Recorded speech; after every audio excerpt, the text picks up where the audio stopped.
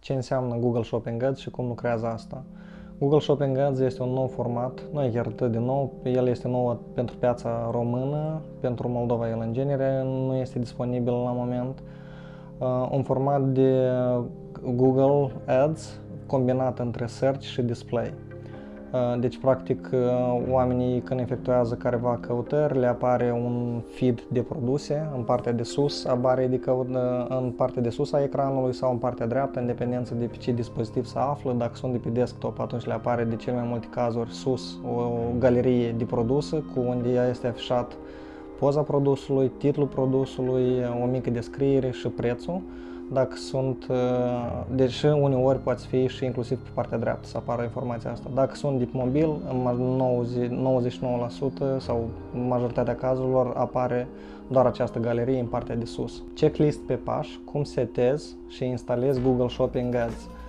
Înainte de a se afișa publicitatea în feed-ul de partea de sus a ecranului, este necesar să aveți un product feed creat. El este un pic mai complicat dacă aveți multe produse, pentru că este necesar să aveți ori un Excel cu câteva coloane și cu câteva sute de rânduri în dependență de câte produse aveți, sau este mai simplu dacă externalizați chestia asta către un developer, de cele mai multe ori către cel care a creat site-ul vostru și el vă generează un feed automat pe baza modulilor care a fost creat site-ul. Important trebuie să se conțină acolo descrierea, titlul, produsul,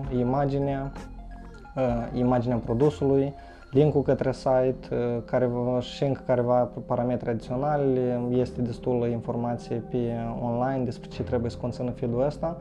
Acest feed se ia și se încarcă în Google Merchant Center, deci mai întâi de toate trebuie să creați un cont de Google Merchant Center, după ce aveți acest cont de Google Merchant Center, încărcați feed-ul pe care vi l-a pus la dispoziție developerul sau pe care voi l-ați creat manual.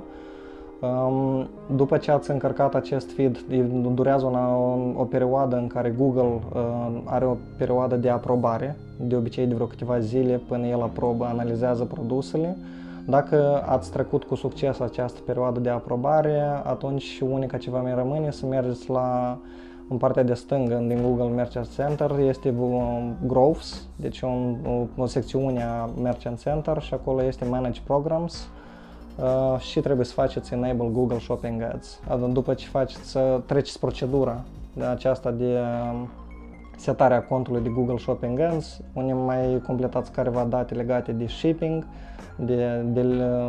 dacă aveți careva taxe legate de delivery, datele firmei și nu mai țin minte câte acolo, vreo câteva informații generale și trebuie să apăsați butonul Activate Shopping Ads.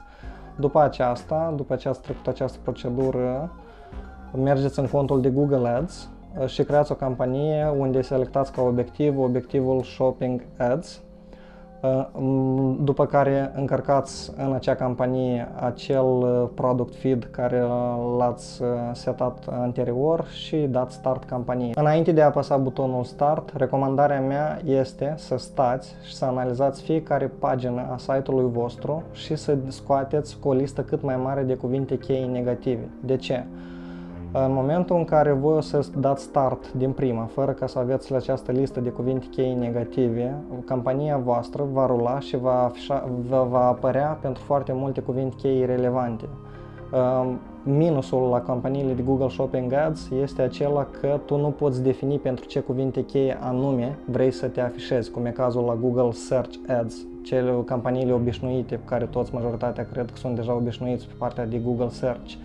Aici tu nu poți defini aceste cuvinte. Deci dacă eu vreau să mă afișez pentru un produs gen livrare flori Chișinău, eu nu o să mă afișez doar pentru acest cuvânt, în cazul în care pe site-ul meu mai este și flori de floarea soarelui. Atunci când cineva va căuta flori de floarea soarelui, este șansa ca anunțul meu să apară și oamenii la fel să interacționeze cu el și să fiu taxat pentru asta. Deci Google Shopping Ads este un instrument foarte bun, dar trebuie manipulat cu grijă pentru ca să nu irosiți bugetul vostru în zadar.